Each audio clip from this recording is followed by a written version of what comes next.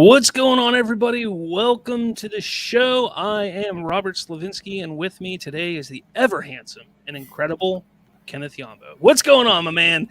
Rob, every week the entrances get better and better. I can't wait to see what next week brings. But I'm good, fighting a little bit of a cold, so if I sound nasally, please forgive me.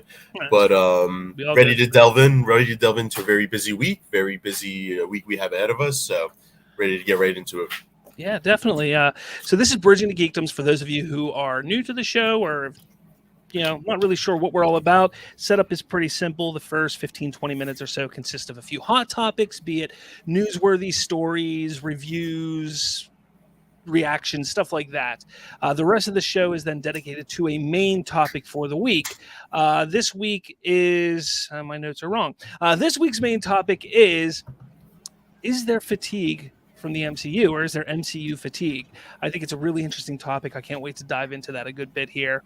But if you are watching live, please comment below. Get part of the discussion. We want to hear your thoughts on everything that we talk about here and all that jazz. So yeah, let's get moving here. The first thing I kind of want to talk about is maybe I should do this. There we go.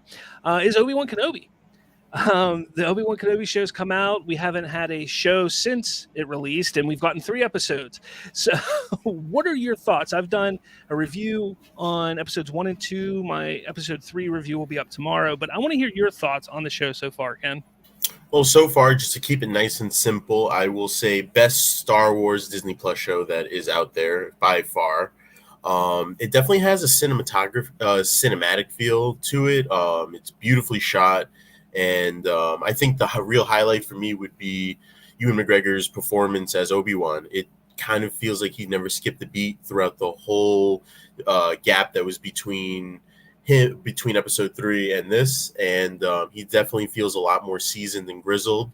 And it's something fascinating to watch the evolution of the character from where we left off in episode 3 and bridging us closer to episode 4 as well. And it's just really fascinating to see the in-between.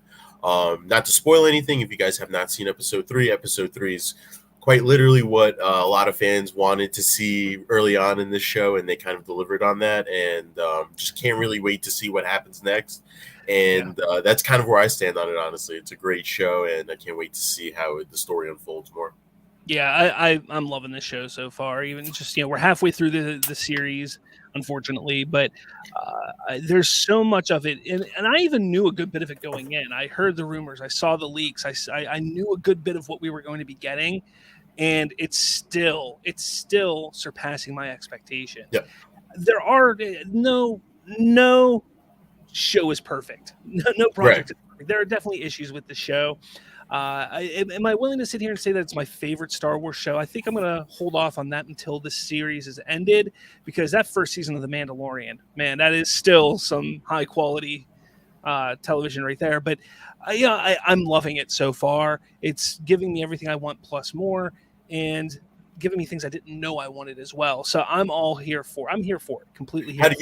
How do you feel about introducing Leia as a child? I know that when it first came up, I was just feeling like, oh, okay, so we're going back to this in a way. But in a way, it's kind of grown on me a lot more, and I really like it, honestly. So I just wanted to get your opinion on that and see. Yeah, I don't mind it. It's not that I don't like that idea. I honestly, I saw the rumors, heard the leaks, all that jazz, and I kind of knew that they were going to be going that route. I was hoping, though, that we would have gotten more Luke, and I still think we're going to get some more Luke. But yeah, I don't mind it.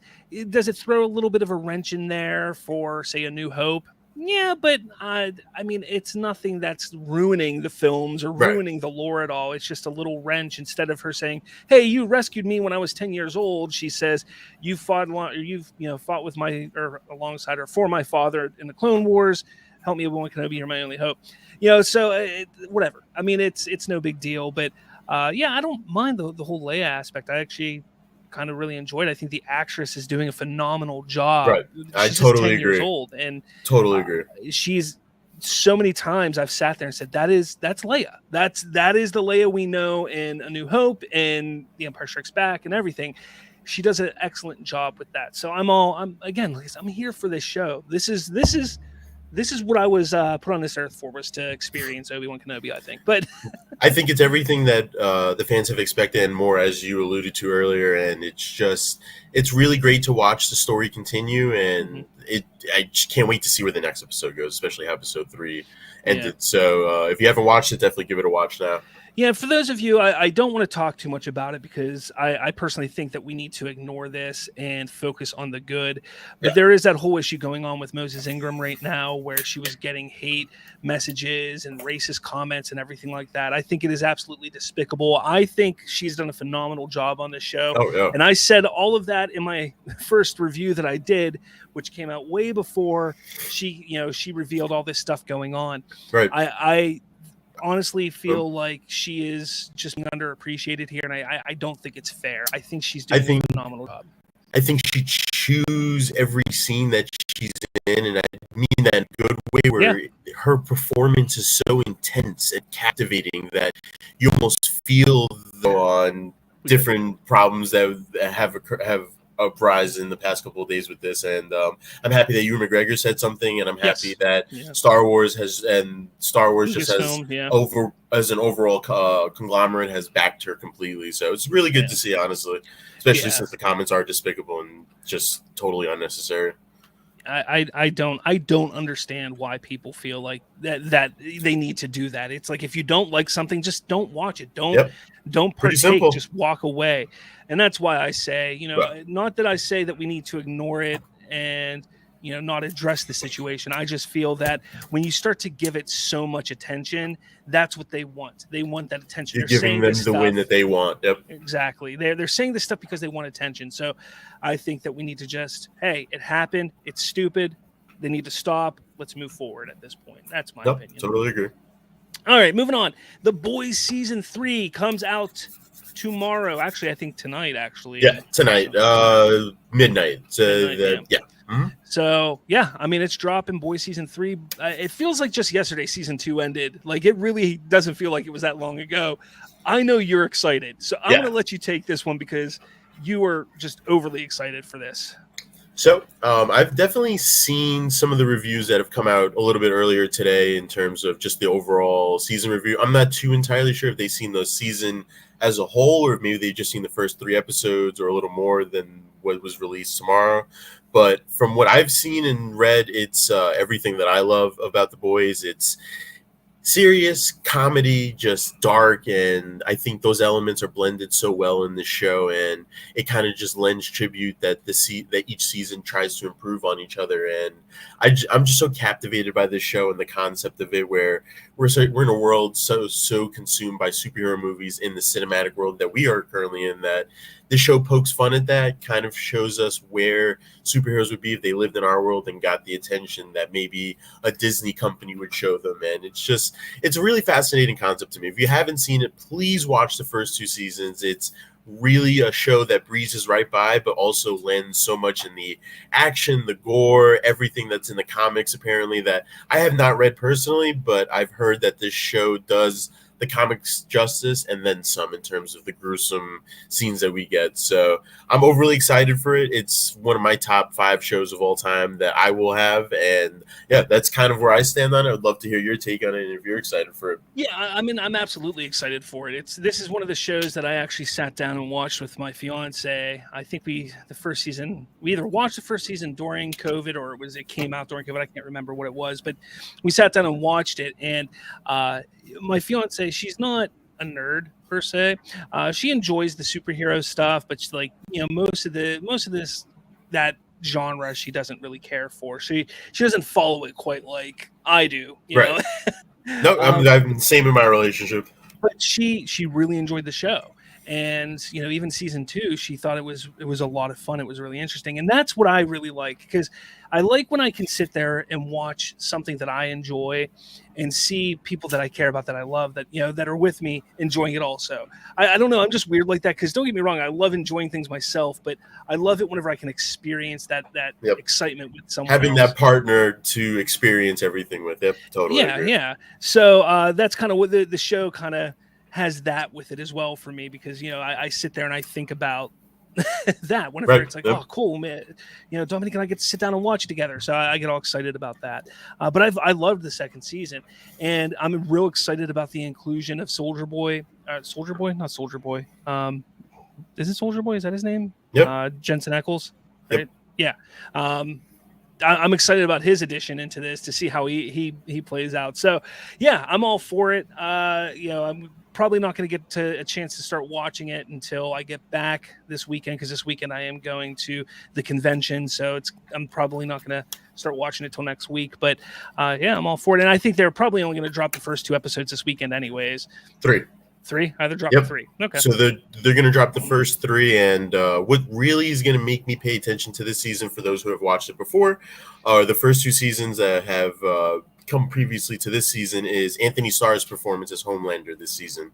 Mm-hmm. I think that's going to be the most captivating performance that we're going to see in this show, and that's just an early prediction for me. And while he's been captivating in the first 2 seasons with the different shades of Homelander that we've seen, I think we're going to see an entirely new side of Homelander this season, with his son taken away, with Rebecca gone, and just with everything going on with the Seven, with Starlight being allowed back in. So it's going to be really interesting to see how crazy we get to see Homelander, even with the emergence of Soldier Boy, played by Jensen Ackles, as you said previously, is also going to be something that's going to be really cool to see. So, and obviously the Dawn of the Seven, the Bork cut, is coming out. So. The Bork cut, yes, can't wait for that. So The Boys premieres this weekend, just in a few hours, I believe.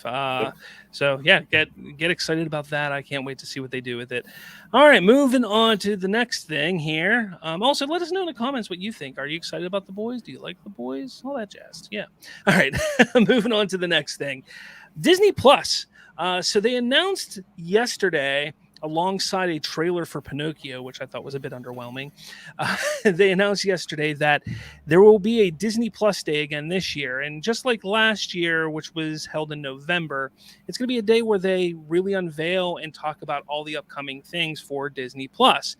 Disney Plus Day this year is scheduled for September 8th, 2022.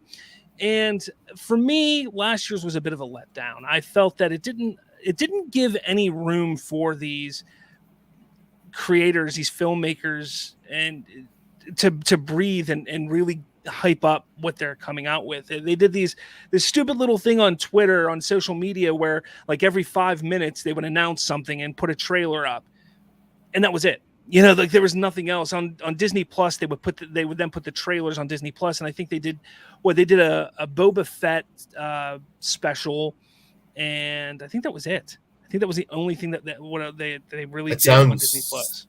But as much as I vouch for Boba Fett as a show itself, that sounds really underwhelming for a Disney Plus Day. So it was not all that great. Yeah, it was very underwhelming, and so I hope that they kind of learned and heard people complain about it, because I think when you take a look at something like what DC did with DC Fandom. Wow, like that first event that they had, that first fandom was phenomenal. It was, that day-long event or 2-day-long event that just gave you so much. I think that's what they need to do with Disney Plus in a similar way. Maybe not as large, but give us and have it solely on Disney Plus. You don't need to put it on social media. This is for Disney Plus. If you want to get Disney Plus, if you want to see this stuff, you have to be a Disney Plus subscriber and go on there, and you can watch Kevin Feige talk about all the upcoming MCU shows, or Kathy Kennedy talking about all the upcoming Lucasfilm in like shows 10-minute or 15-minute prompts. Exactly. It's kind of like with DC Fandom.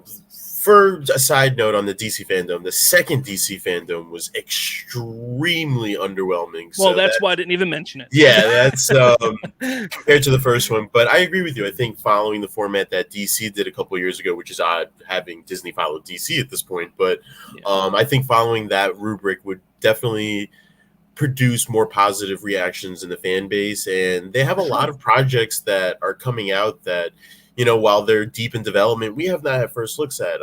First one that comes to my mind is Secret Invasion with Samuel L. Jackson. So, you're gonna see quite a bit of MCU things that are coming up here soon. For sure, it's crazy. Because their palette of the upcoming, I want to say 2 or 3 years, is almost completely focused on Disney Plus, which is A good portion of it is, yeah. Which is a clear indication that they do recognize the importance of Disney Plus, and they're emphasizing the importance of Disney Plus. So Yeah. that's I'm excited for it. I'm always excited for when events happen that maybe footage can be dropped and stuff like that.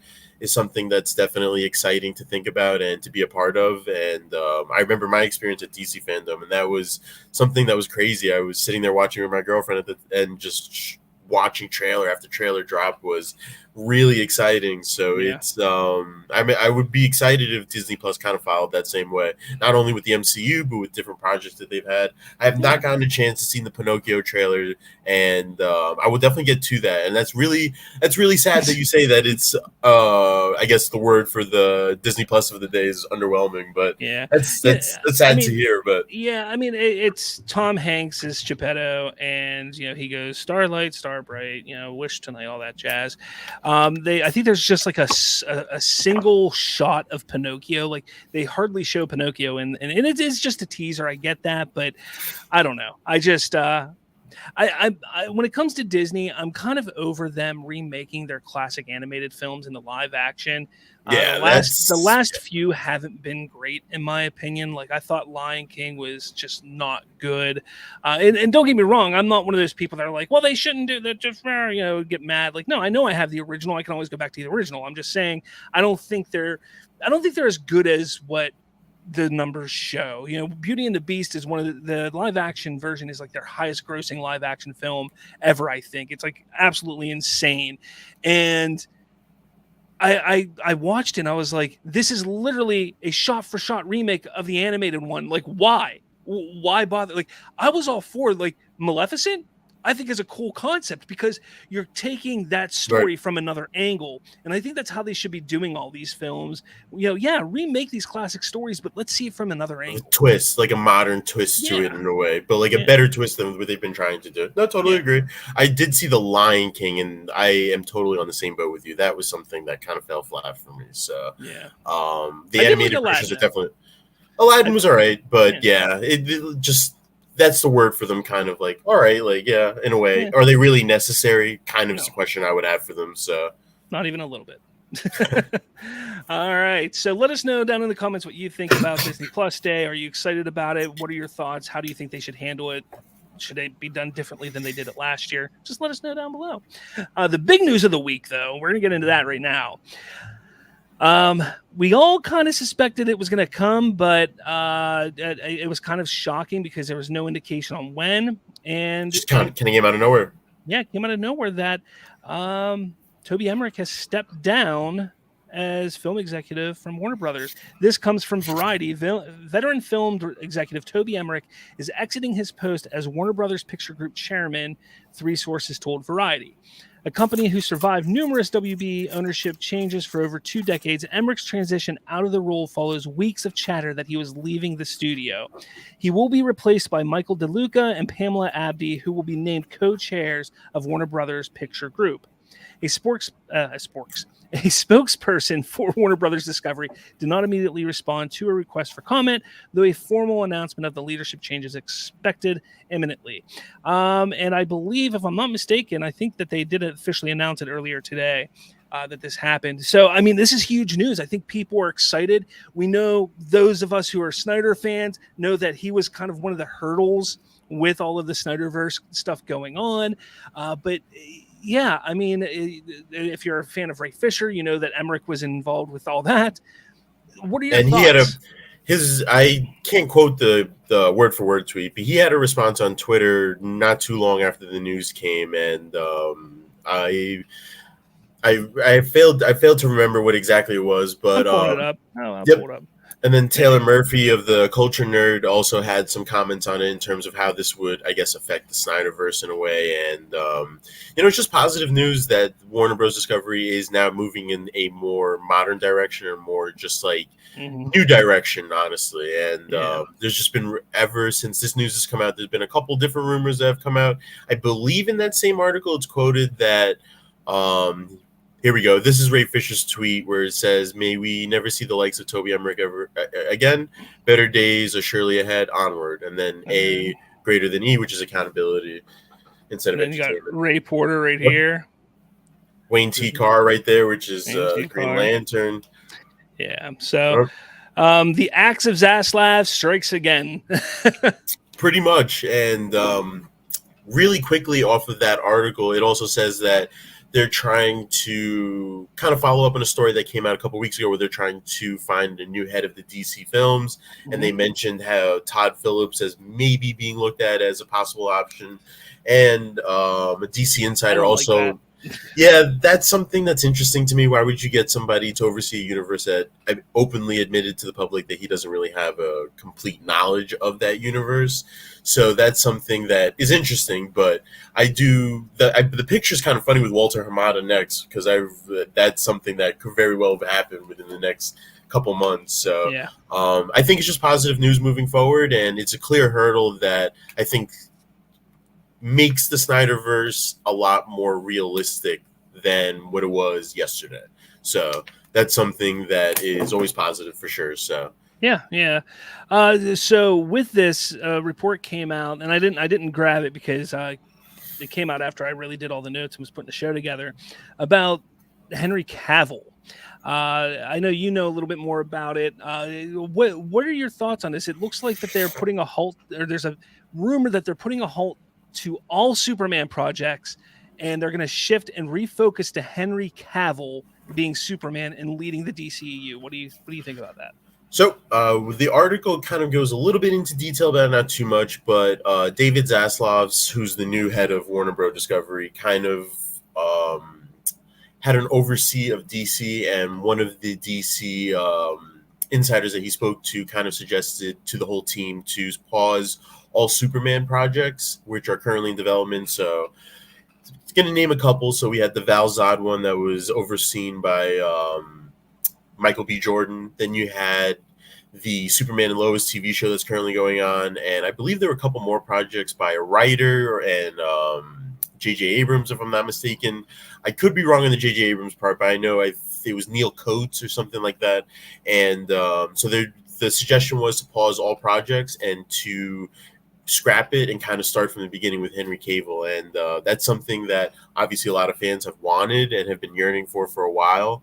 And I'm for it. Obviously, I think he's the Superman of, I guess, my generation. I love his iteration of Superman, despite the criticisms that come. Like you said earlier, not everything's perfect. And I really hope that this is something that leads into something more into the future, and more Henry Cavill Superman. I'm obviously for. So I'm always for it. Yeah.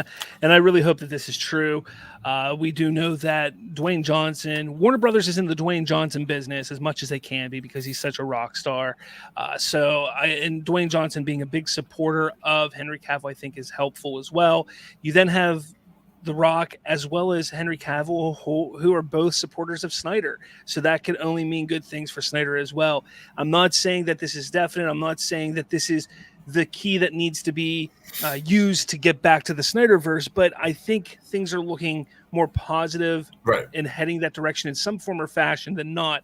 The only thing that I would say worries me a little bit about that, and it's the same thing that's been worried me the whole time with the other actors, is if they want to focus on Superman in the DCEU, their main continuity, to then pull him out of that and put him in an Elseworld story by Zack Snyder, that's going to take away from his participation. So if they sign him for 4 or 5 movies, 2 or 3 of those movies are going down here and not up here.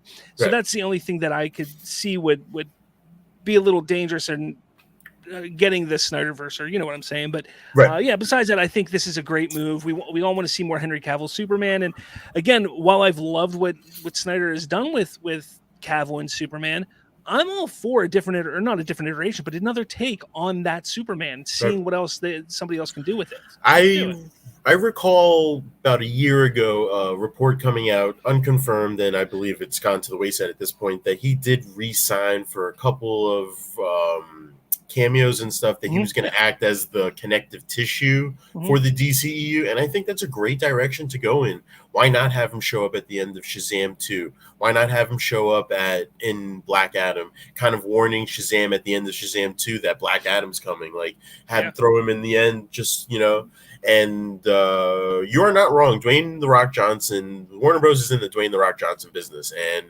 if he suggests that Henry Cavill should be the Superman that he faces off against in a possible movie, then Warner Bros. Will most likely listen for sure, just to at least hear him out for sure. So just to keep the talent happy at that point. But Yeah, I think this is a great sign of Warner Bros. Discovery kind of in the healing process and the reparation process of a lot of relationships with a lot of different talents. That could very well mean Ray Fisher in the future. That could very well mean Gal Gadot, because I know Patty Jenkins and Gal Gadot kind of had a little bit of a different disagreement with Jeff Johns on Wonder Woman 2. Yeah. So that's and I mean, if you think about it, if they remove Walter Hamada, then everybody's back. Yeah, because Ray Fisher wasn't coming back with Hamada there. Hamada's out, Fisher's back, and that's exciting. Yep. We got a comment here. Can't stay long, but I agree the MC is coming out with way too much content lately. While that's usually not a bad thing, if all the content is good, most of the MCU's current lineup is pretty bad, in my opinion. Hey, thanks, Trooper, for stopping by. Appreciate it so much that you stopped by. You've come by now the past few weeks. You even commented on one of my reviews. I love it. Definitely come back and check out. We're just about to get into that topic here. So. Great bridge, honestly. I think he just beat you to it. So maybe we can get him as the third host. Yeah, great. So that's what we're going to be jumping into. We're going to be talking now about the MCU, the Marvel Cinematic Universe, and if there is fatigue going on right now. I mean, you have to figure at this point, we are now, 12 years into the MCU? And nearly 30 films. So officially started in 2008, about 14 years, 14 years. Yep. So on the horizon right now, within the next 18 months, there are no less than 11 MCU projects releasing. Now, I get that Doctor Strange made nearly $1 billion. I get that. I know that Spider-Man No Way Home made more than $1 billion. I get that. But here's the thing that I'm saying, and that I kind of want to bring up, and I don't know if you agree. So I want to hear your thoughts on this here in a second, but I don't think you can base and answer that question off of the financial gains of these films, because no one nowadays, people are afraid of FOMO, fear of missing out, and they don't want to be left out of the conversation. So when a movie like Doctor Strange is about to come out or Spider-Man is coming out, there's so much hype around it within the pulp culture world that, I just want to see it because I want to see what all the hype is about. I don't want to, it's not that they want to see it because they're interested. I mean, I'm not saying that, but a lot of the money that these movies are making is because of that. It's because people don't want to miss out and not be part of the conversation. And you'll see it. Even after Spider-Man came out, well, that one had legs. That one really had legs. Doctor Strange didn't have legs for many weeks. Spider-Man did. Spider-Man's a little bit different, though, because of the cameos that were in that, those who showed up in that film. And just more of a marketable intellectual property, just being honest, between Spider-Man and Doctor Strange at that point. Yeah. But when you look at it, you have to look at the legs. So did it make it the bulk of its money in the first week or two, and then it tapered off? Or did it continue like Spider-Man just made money after week after week after week? You have to look at that, but I think you also have to take a look at what is the consensus? What are people talking about now? I know when I talk to people about Doctor Strange, there's people who really enjoyed Doctor Strange, and I remember talking to them that first week. Oh man, that movie's amazing. It's so great. I can't believe they did this. I can't believe they did that. A couple weeks later, I'm like, man, I wasn't. Yeah, you're right. I didn't really like it. There's some things I really didn't like, and they start to dwell on it a little bit, and it's like, man, it was really a letdown. And I think that's the fatigue setting in. I think that people are starting to get worn out, because I'm not going to sit there. People always yell at me when I talk about the Marvel formula, and there is a formula for Marvel. What people want to sit there and say there isn't. There absolutely is a formula for Marvel. Granted, the way it's handled is not quite like everybody says. Everybody's like, oh, it's handled like every movie has to be jokey and this. And no, there's a formula and how it's presented, like from marketing to being made, all of that. That's what I'm talking about. And I think that formula is getting old. I think that we need a break from Marvel. And we kind of did during COVID, but the movies that came out after that, with the exception of Shang-Chi, were not great. Not great. I think the first immediate movie that came out was Black Widow, if I'm not mistaken, which, I did not enjoy at all. I'll be honest with you. That's something that could have been very easily a Disney Plus show in about 4 or 5 episodes. And I don't know. I just didn't think it was a great movie. Shang-Chi was a good movie. I think after that came The Eternals, and The Eternals was, it was a different step, but it seems like anything different from what you just said, the Marvel formula doesn't really resonate with fans and critics alike. So it's going to be interesting. I see Trooper just added another comment. Yeah. So Trooper says, Marvel should take a page from how DC handles Batman. We haven't gotten a standalone Batman movie for 10 years until The Batman. DC focuses more on quality over quantity. We don't talk about the DCEU. I get what you're saying. Don't get me wrong. I think there is some quality within the DCEU. I think some of the DCU films are judged because it's not Snyder or something like that. But that's besides the fact. I do get what you're saying, Trooper. He also says Marvel focuses on the exact opposite. Current Marvel movies have a very predictable plots and events that take place in the movie. For instance, he goes, they butchered my boy Taskmaster and Black Widow, which I agree with completely. That was not Taskmaster at all. That was just horrible. Yeah. And to just piggyback off of what he said, while I do think that Marvel can continue to have success with the projects they release, it does become a little bit of maybe we're setting fans' expectations too high. Obviously they've had a really great run of films where they've knocked out like Civil War, Infinity War, Endgame, and that's like those are 3 tentpole event films that happened within, I want to say, a 3 or 4 year span. So we had Civil War in 2016, Infinity War in 2017, and then Endgame in 2018, if I'm not mistaken. So that's something that could have expedited the fatigue that you're talking about, where maybe fans' expectations are just too high for films now, where they expect characters to just come out of nowhere and just help out and just further establish the big bad and establish the main villain in a way, which is why in part I do believe Loki was so successful. It's introduced us to a character that very well could be the main antagonist for this universe moving forward. I know that Loki personally was a great show in terms of quality, the way it was written, the way the way the acting was, but in part I do believe some of the attention that it drew was the way it ended, the way that it left uncertainty in the overall universe. And I know I've caught myself doing that sometimes, where if the Marvel movie doesn't, I guess, establish a groundbreaking event in the universe, in the wider universe, then I'm just kind of like, it's kind of what Trooper was saying, predictable, not really like outside of the box. So I do agree with some of the aspects that Trooper's comments were there, just to touch upon a couple of the things that he was saying. Yeah, look, you kind of alluded to it here. You have event films like Infinity War, Endgame, and everything like that, and I think that was all a build-up. And every single year we were getting closer and closer. We knew that there's something with the Infinity Stones, what was going to happen. And then there was the speculation, Thanos has the gauntlet. When is he going to get the stones? How is he going to get the stones? And that was kind of what was holding it together. There was this anticipation for what was going to come. And honestly, that started all the way back in Iron Man 1, when Nick Fury in that mid-credit scene comes and turns around, I'm here to talk to you about the Avengers Initiative. And that started it all. That started the excitement, the hype. We got the Avengers, and then it went to the Infinity Stones, and then we got that. And now we have no idea where we're going. And I think that plays a large part in this, because I think we're all so tired from what we got over the course of those, 11 years with the Infinity Saga. And I think it's kind of like we had a little time to breathe during the pandemic, unfortunately. And they came out of the gate with Black Widow, which was 10 years too late and, $300 million short. That movie was just not great. Shang-Chi was different. I still think that's the best film so far in the current run of phase 4, whatever phase this is. What I think separates Shang-Chi from the rest is just for me personally, is how the fighting sequences were choreographed. That's something, the amount of detail put inside of the Asian influence of these characters in their fighting sequences and just the overall setting pieces that they had.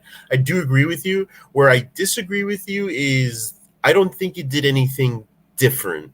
I think it kind of followed the Marvel formula in a way where I thought the Eternals was something a little more different in a way, where I thought it was about characters that were a lot more different and just a different concept in terms of Celestials and stuff like that. So I thought that's where I'll disagree with you there, but I do agree with you that Shang-Chi has been the best run post Endgame. And don't get me wrong, I enjoyed Eternals. I did. I really enjoyed Eternals, probably more than a lot of people.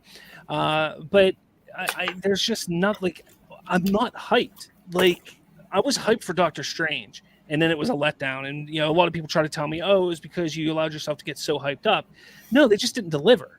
Yeah. You know, I mean, they touted themselves as a multiverse film, and they just didn't deliver. Right. And that's my problem with it. But, you know, when we sit here and look, and I'm going to put up a couple things here, and when you see this is insane. This is over the next 2, maybe 2.5, 3 years at most. This is what we're getting. So right here, and this isn't the only slide I have. We got Miss Marvel, which comes out next month. Thor: Love and not next month, next week. Thor: Love and Thunder is next month. She-Hulk a month later. Black Panther 2 months later, or 3 months later. Untitled Halloween special, a holiday special from Guardians of the Galaxy, Ant-Man and the Wasp, Guardians of the Galaxy Volume 3, The Marvels, Secret Invasion, Echo, Loki Season 2, Blade, Deadpool, Captain America 4, Ironheart, Fantastic Four, Spider-Man 4, Shang-Chi 2, Armor Wars Wakanda television series, Agatha House of Darkness, Marvel Zombies, Spider-Man Freshman Year, and Daredevil. That is everything that's over the next 2 to 3 years, at most 3 years, and a lot of that's probably going to come out before that 3-year mark. That's insane. Yeah, no, that's I did not know the upcoming slate was that massive. And if I'm just out of curiosity, do you think that this is going to be a complete part of Phase 4, which is where they're currently in? I guess you could say, even though they haven't officially acknowledged that, but I'm guessing yeah, exactly. They haven't like officially acknowledged like Phase 4, Phase 5. Like, are we moving out of the phases of movies and just kind of going with an everyday sort of event, of everyday log of this universe with the amount of content that they're doing?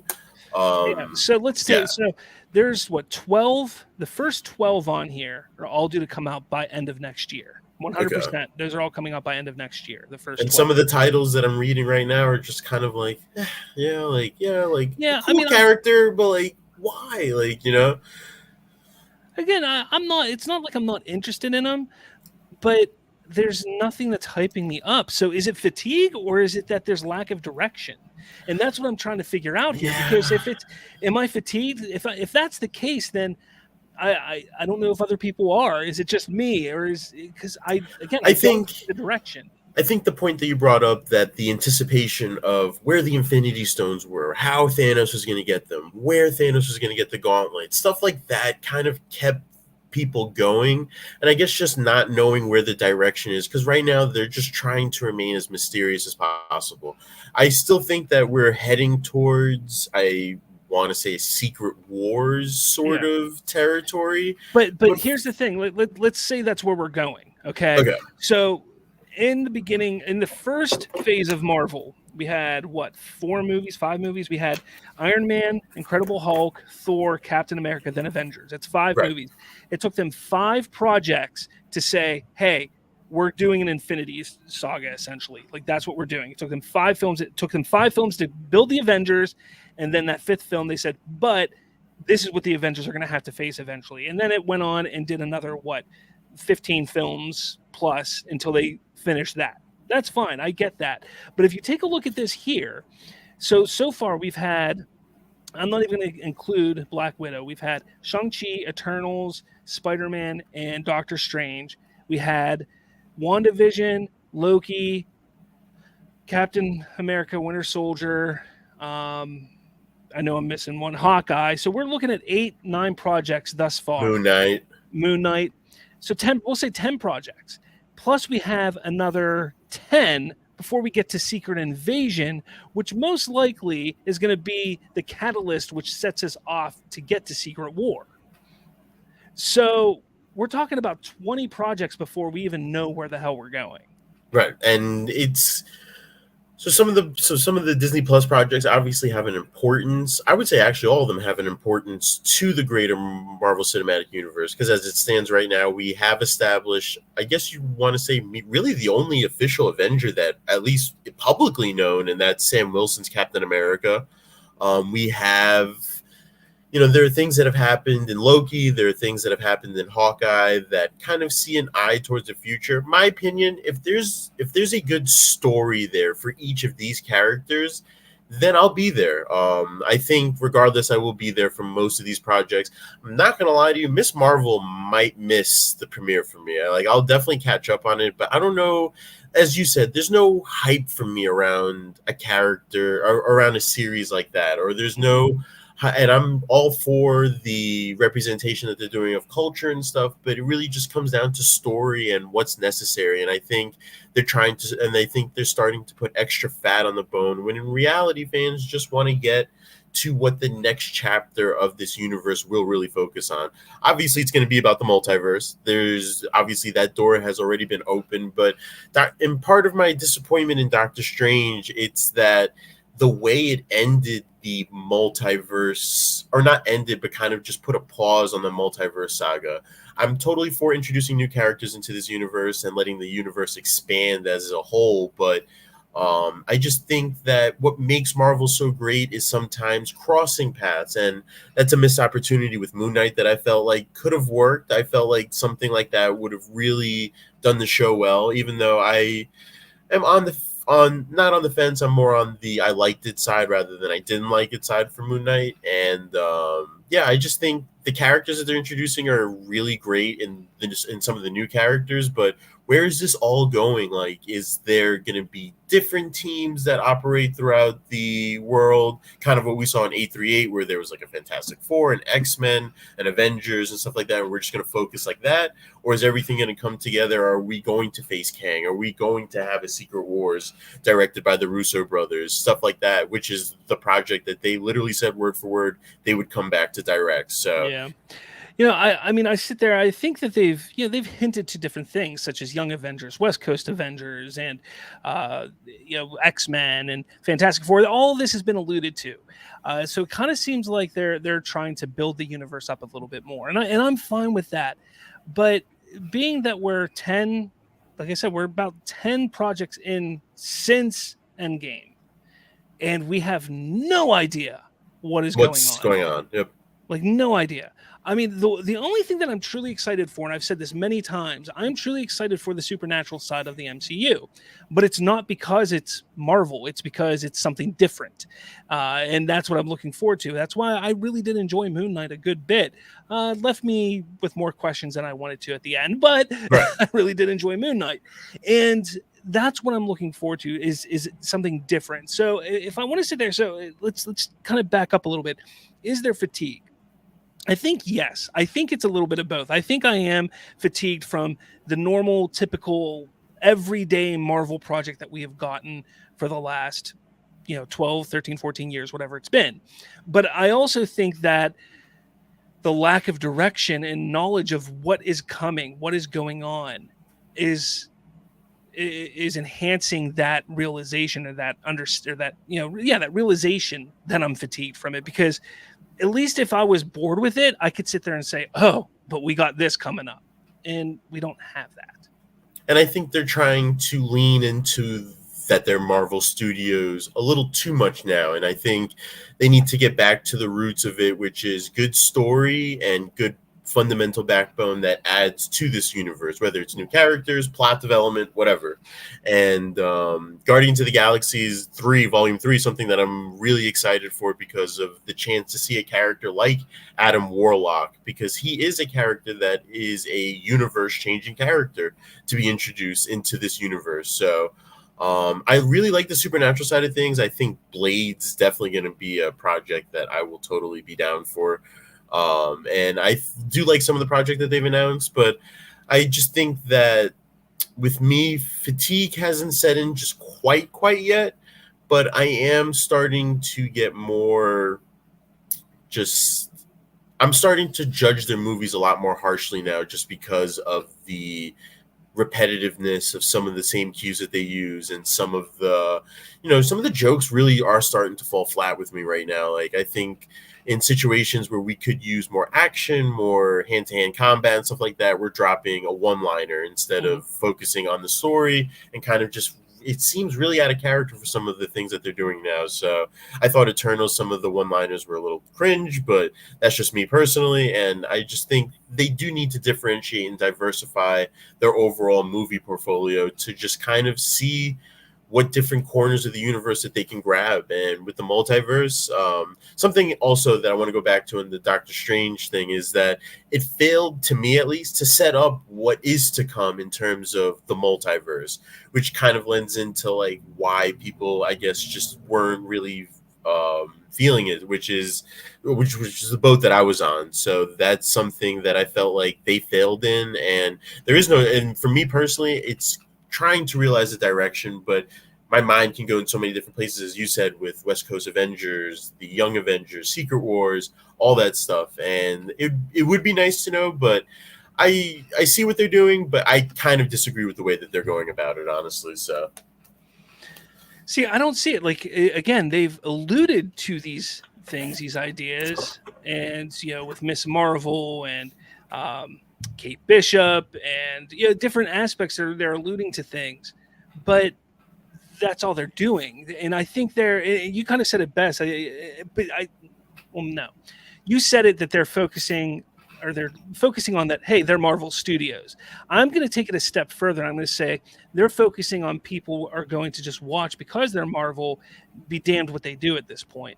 I think that's really what they're doing, because they're like, we don't have an idea, so let's just put shit out so people are happy, and people will see something that is totally just running off the top of my head was I read an article today that Marvel is looking for a big name director for the Fantastic Four movie.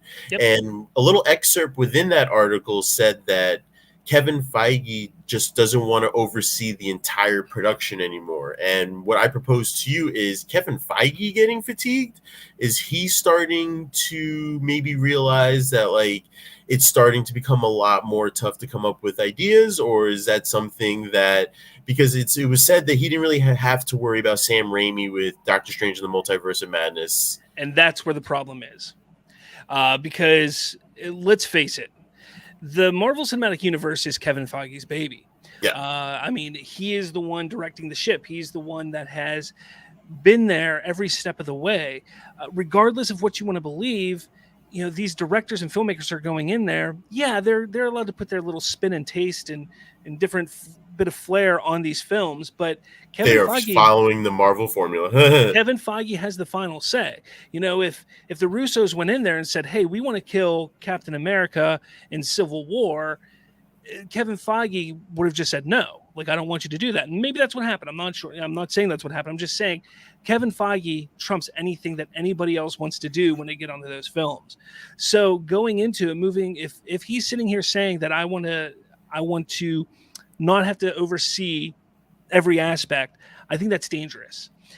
Because when you have a connected universe like you have, there needs to be a solid vision. And that has been Kevin Feige from this point. Take a look at the DC universe. There's no single vision there. When you take a look at what we got with Suicide Squad, Birds of Prey, The Suicide Squad, Wonder Woman, Aquaman, yes, they're all within the same universe, but none of it really feels connected. No, at all. And very little. Yeah. So that's where we're going to get into trouble.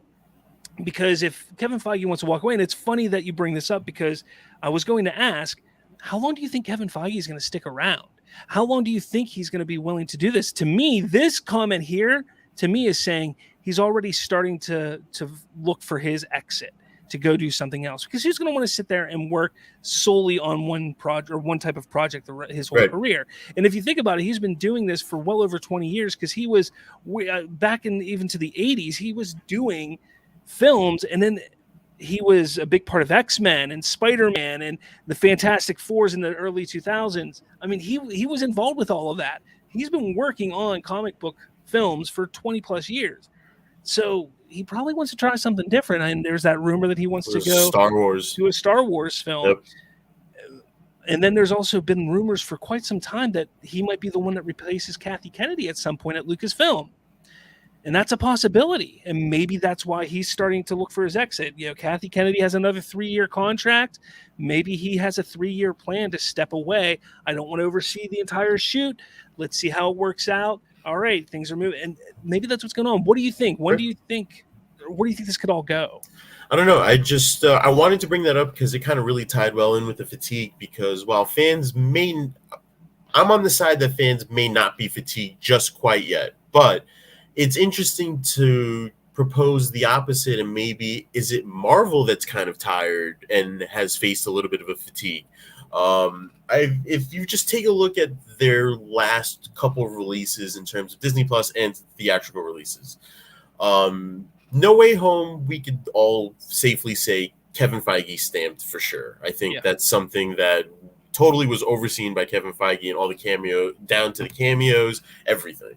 I do believe that I would believe that Feige let Raimi do his thing with Doctor Strange and the Multiverse of Madness. There was already a disagreement with the original director from Doctor Strange, the first Doctor Strange movie. I forget, his name is escaping me at the moment, but Scott Derrickson. Yep, Scott Derrickson. And so when they hired Raimi probably already agreed to everything that they did. Just the style of how it was shot was just going to be completely left up to Raimi. And I do agree with you that if that's something that he's more looking for their bigger projects, that's going to be dangerous, because then the quality of the connective tissue that makes this universe quite literally so great, and the conglomerate that it is the connective tissue that it has. And if Kevin Feige has an eye towards a different conglomerate, because if you look at this current, we touched upon it last week, but the current state of Star Wars is just kind of a mess in and of itself. And if he's openly admitted in public interviews that he loves Star Wars, he's been a fan since the original trilogy came out. And if that's something, he thinks that's his next chapter and his next challenge for Disney, I think that's something that he very well might take. I think that's a very realistic option for Kevin Feige to overtake Kathleen Kennedy of Lucasfilm. I think it's very realistic that he leads towards more director-driven projects. If you look at Chloe Zhao's Eternals, that's her vision for those characters. If you really look at it, I know Kevin Feige has a final say in pretty much everything that happens, but that was uniquely shot in her vision of her interpretation of those characters. And then you look at how some of the Disney Plus shows have been shot, like Moon Knight, for example, really director-driven sort of vision for the character, not really tying into the overall universe. It wouldn't be surprising to me that some of the cameos that we heard were scrapped, were probably originally proposed by Kevin Feige, honestly, to just try and make it connect. But the directors just kind of said, we want this to be like its own thing. So he kind of just took a step back and was like, let's see how this goes. So I think there's definitely evidence that leads towards that little excerpt that I told you of maybe he's starting to get fatigued. But for right now, he's still with us. And if I'm not mistaken, I read a report that he did his daily trip to like a ranch with writers from Marvel to like kind of map out the next 10 years, which could very well be part of his exit strategy. He already has it mapped out. So it's just like somebody just has to follow the rubric and then that's it. So very plausible for sure. Yeah. I mean, it's definitely an interesting conversation to have. Could it be Kevin Feige that's, causing this feeling? Again, we take a look. I mean, look at all of these. So this is the first page I showed, and then this second page, and you see a lot of TBD, to be determined, but there's ones like Ironheart's in production right now. So we know that's happening. Fantastic Four, they're looking for a new director. Spider-Man 4, Sony's already said that's coming. Shang-Chi 2, we know that's going to be coming. Armor Wars, I think, is already in production. The Wakanda series is supposed to go in production very soon. Agatha, they just announced just in November, so that's going to be soon. Spider-Man Freshman Years, that animated show, that's already, I think, done. It's just waiting to be put out. Daredevil was just announced. Captain America 4 was announced earlier this year. So all of those are announced or in the works already. So it's not like we shouldn't expect that to happen. And then the other page, those all have release dates of some sort. Secret Invasion I think it just wrapped production, Secret Invasion. So that's coming. Echo is about to start production, or actually no, Echo just started production. Yep. Loki is about to start Let's production. start production. Soon. Yep. So, I mean, it's not like these are shows or projects that they're just there. They're not being made. Those are happening. That is a lot of content, and people were freaking out about oversaturation of Star Wars when we got 2 movies in 6 months. This to me is oversaturation because you're talking about getting a different project released probably every 2-3 months at most between now and the end of 2023. Yep. That's insane. It's just the way, I know from a business point, it's the way that they're going to correctly monetize Disney Plus. And it's really been fascinating to see the streaming wars happen in a way. We knew we were going to enter this era at some point, and it's just really fascinating to see different streaming platforms just try to grab whatever they can. And I believe that Marvel with Disney Plus, kind of I alluded to earlier, has developed that the way of thinking of, we're Marvel Studios. If we just release stuff on Disney Plus that kind of fills in the blanks in between movies and fills in little important details that lead to bigger movies, we will get subscribers over everybody. And while it's the correct business model for sure that any sane businessman would follow, could very well lead to oversaturation. Like I keep repeating, I don't think I'm there just quite yet. I'm definitely still interested in most of the content that they have coming out. There are just certain projects that excite me a whole lot more than others. And after Doctor Strange and the Multiverse of Madness, and then hearing that Thor: Love and Thunder might be like at a 2-hour runtime or maybe even a little under and stuff like that, it's just really interesting to see where we're going with this. I believe Thor: Love and Thunder, while it might not be a great indication of where we're heading in the greater universe, I think introducing an idea of maybe Thor's mantle getting passed on because maybe he gets killed or maybe he just, is something that is a game changer in that universe, and introducing like a Lady Thor or something like that. So I do think that they are trying to progress it, but with the introduction of streaming platforms, I do believe that if Disney Plus existed 10 years ago, I totally believe we would have had little shows here and there for different side characters and stuff. So I think it's just the availability of the platform that has led to this that kind of has them overexcited. I do believe when they get a couple of projects that are released that aren't really as well received as they'd like, they might take a step back and be like, okay, maybe we are releasing too much content, but quite frankly, they just haven't reached that point yet. Yeah. Well, question is to everybody else. What do you think? Is there MCU fatigue? Is it lack of direction? What is it that's going on with the MCU? I know for myself, I'm just not overly excited about anything for Marvel. But let us know in the comments. Tell us, are you excited? Is there something that you're looking forward to? Do you think I'm just crazy and just losing my mind? What do you think?